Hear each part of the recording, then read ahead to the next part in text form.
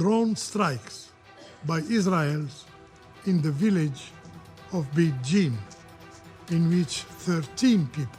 At the United Nations Security Council, Algeria, speaking for the A3 plus bloc, the 3 African members plus Guyana, delivered a joint statement addressing Syria 1 year after the country's political transition.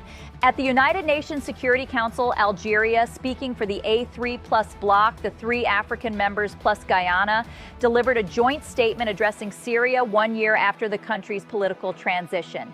The statement quickly turned to sharp criticism of Israeli actions in Syrian territory. Israel continues to be a source of destabilization in Syria, the representative said. The A3 Plus argued these operations violate international law, while Israel has defended its actions as security-related. Syrian officials and residents said an Israeli raid in Beit Jinn killed at least 13 people. Israel said it was targeting militants. The A3 Plus condemned what they called recent incursions in the area. The A3 Plus reaffirmed their position on the Golan Heights. We reaffirm that the occupied Syrian Golan is an integral part of Syria in accordance with Security Council Resolution 497, the statement said. The UN position, shared by most countries, is that the Golan is occupied Syrian territory and the annexation is not recognized.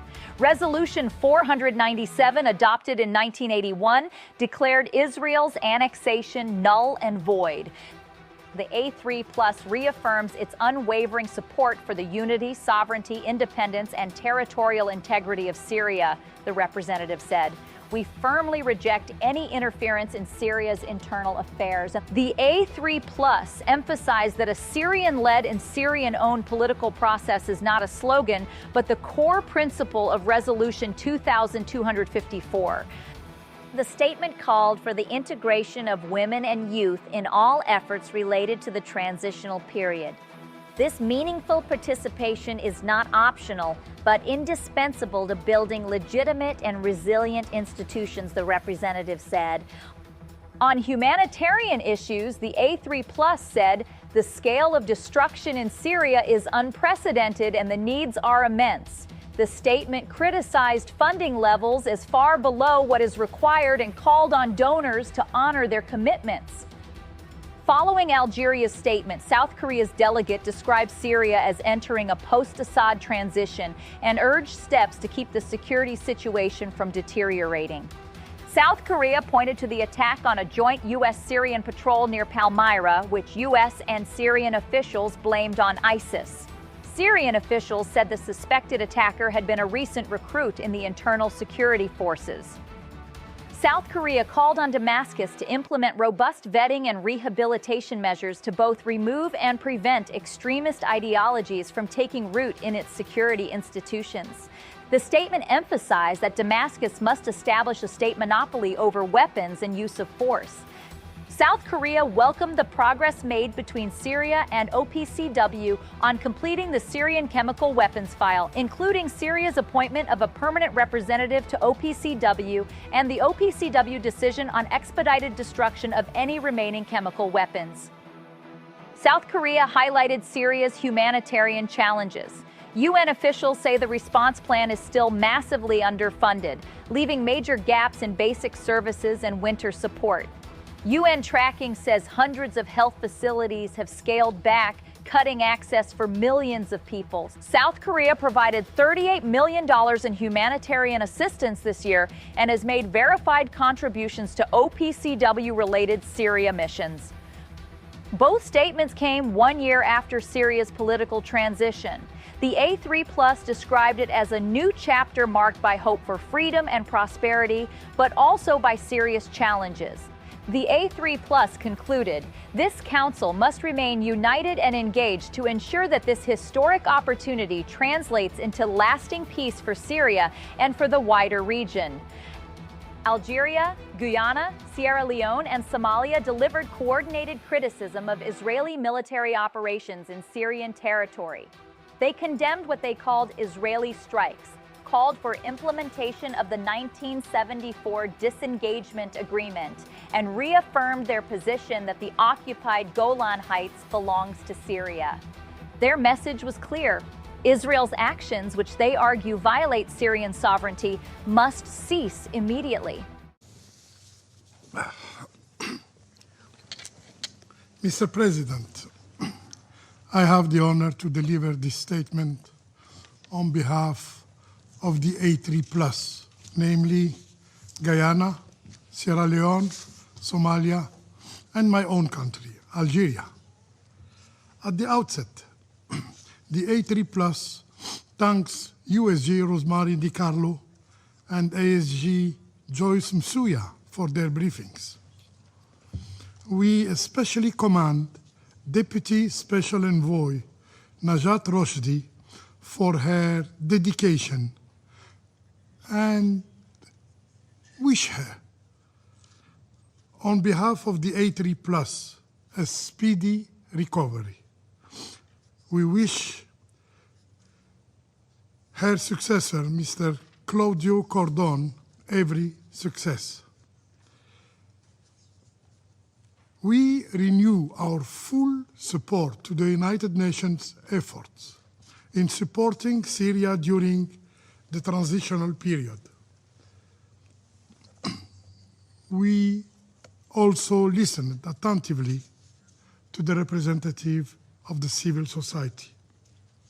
Mr. President, 1 year ago, Syria entered a new chapter on its history, one marked by hope for freedom and prosperity, but also by serious challenges.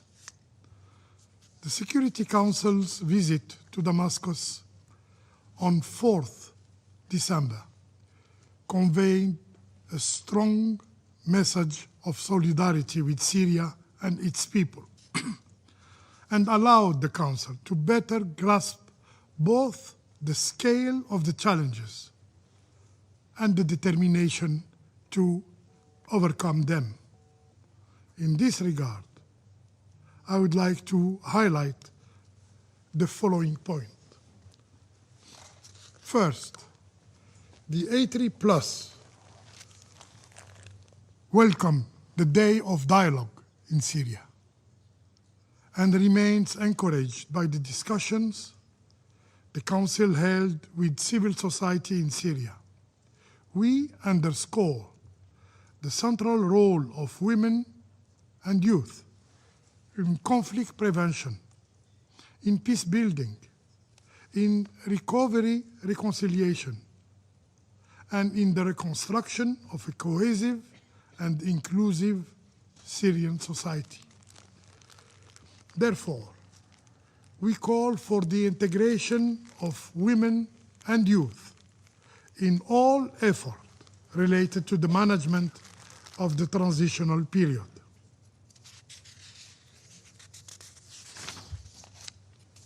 This meaningful participation is not optional, but indispensable to building legitimate and resilient institutions. Second, violence. Violence can only overcome through reconciliation and transitional justice.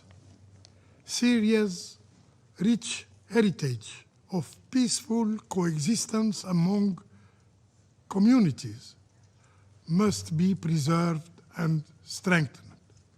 We encourage the Syrian government to pursue further concrete steps in this regard. Third, a Syrian-led and Syrian-owned political process is not a slogan, but the core principle of Resolution 2254. Inclusivity must guide all political, social, and institutional efforts to ensure lasting stability and prosperity. Fourth, the A3+ reaffirmed its unwavering support for the unity, sovereignty, independence, and territorial integrity of Syria. we firmly reject any interference in Syria's internal affairs. Decisions related to the future of Syria must be taken by Syrians and their legitimate representatives. Fifth, the recent terrorist attack is a stark reminder of the persistent threat posed by terrorism. The resurgence of Daesh is a grave concern for the region and for international peace and security. The A3+ calls for effective and decisive collective action. 6. Israel continue to be a source of destabilization in Syria. The A3+ condemns Israel's ongoing military operations on Syrian territory, operations which constitute clear violations of international law. In this regard, we condemn the recent incursions, including drone strikes by Israel in the village of Beit Jinn, in which 13 people lost their lives. We call for the full implementation of the 1974 disengagement agreement and reaffirm that the occupied Syrian Golan is an integral part of Syria in accordance with Security Council Resolution 497. These Israeli violations must cease immediately. 7, President.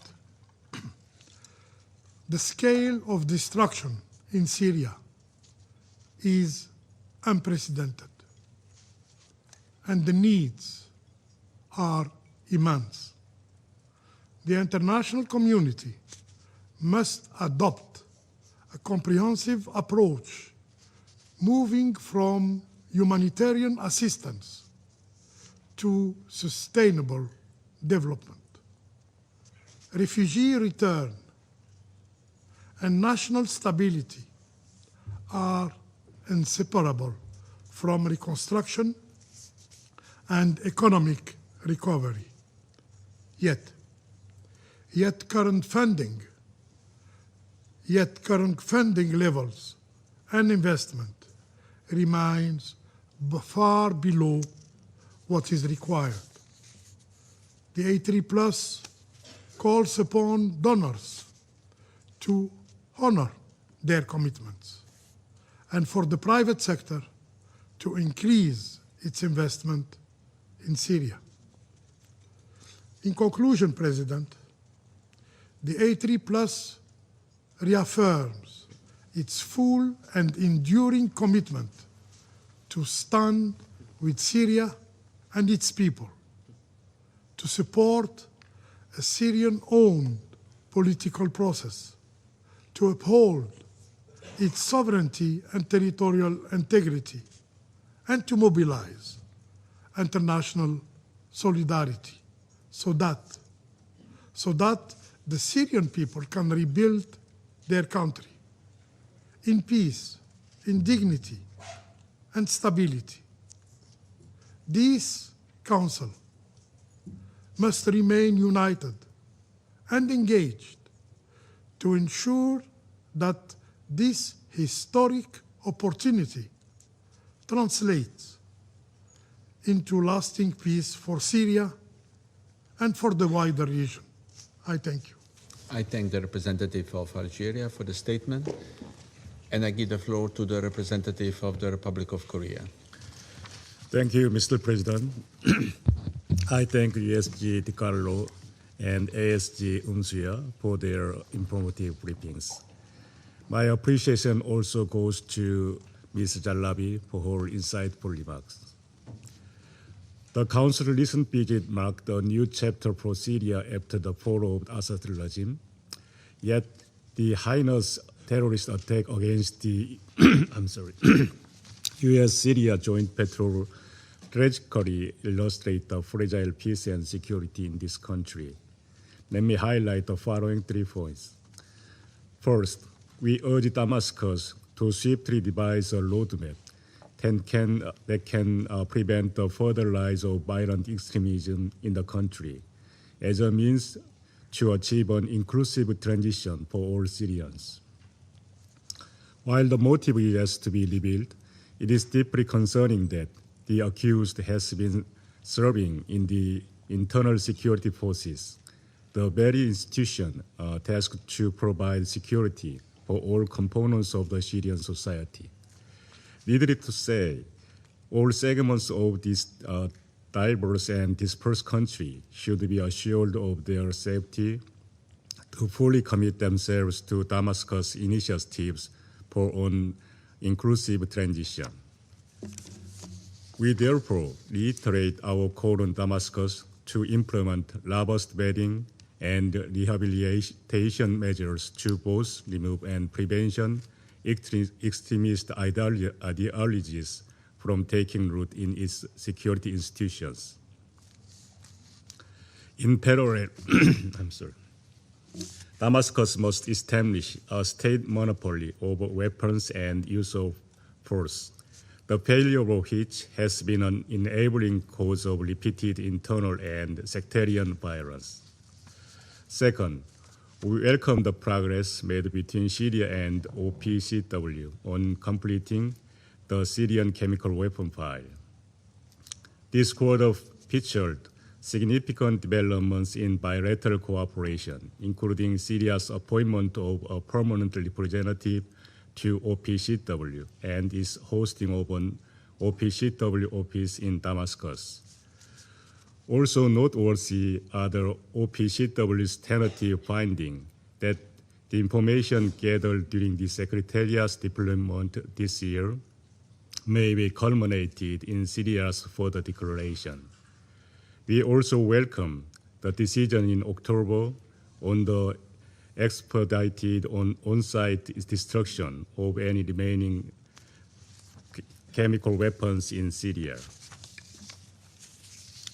We commend Syria's efforts in providing necessary support to the OPCW team within its limited resources. As the OPCW also highlighted in its November report, we call on Syria to redouble its efforts by providing suitable office space that could better ensure the integrity and confidentiality of Secretariat's vital activity. Third, the international community should not turn a blind eye to Syria's long-term humanitarian and economic challenges. As briefed by OCHA, the 2025 humanitarian response priorities for Syria have only secured 30% of the required funding, limiting essential services for refugees and creating notable gaps in winterization support. It is also deeply disturbing that more than 350 healthcare facilities have either suspended or scaled back their operating during this time of need, affecting 7.4 million civilians. For our part, the Republic of Korea provided $38 million in humanitarian assistance this year through international organizations focusing on restoring livelihood services and reaching affected communities to revitalize hope in the country. We also made voluntary financial contributions of around 150,000 euros to the Syria Trust Fund this year. We believe this project will alleviate suffering. In this context, we urge all states to proactively consider making contributions to Syria's early recovery as it navigates a new direction ahead. The Republic of Korea will also continue to support our shared efforts on Syrian dossier. Mr. President, the recollection of the past 2 years offers us a sense of appreciation, as we had the privilege to be involved in the Security Council's discussion following the historic fall of the Assad regime. The path has been uneven and challenging, yet Damascus has continued to its effort despite a limited capacity, persistent societal divisions. As an outgoing member of the Council, we take this opportunity to express our hope that all members will continue to approach Syria with patience, realism, and the spirit of constructive engagement in advancement of peace, human rights, and prosperity of all Syrian people. I thank you. I thank the representative of the Republic of Korea for the statement, and I give the floor to the representative of France. Merci, Monsieur le Président. Monsieur le Président, je remercie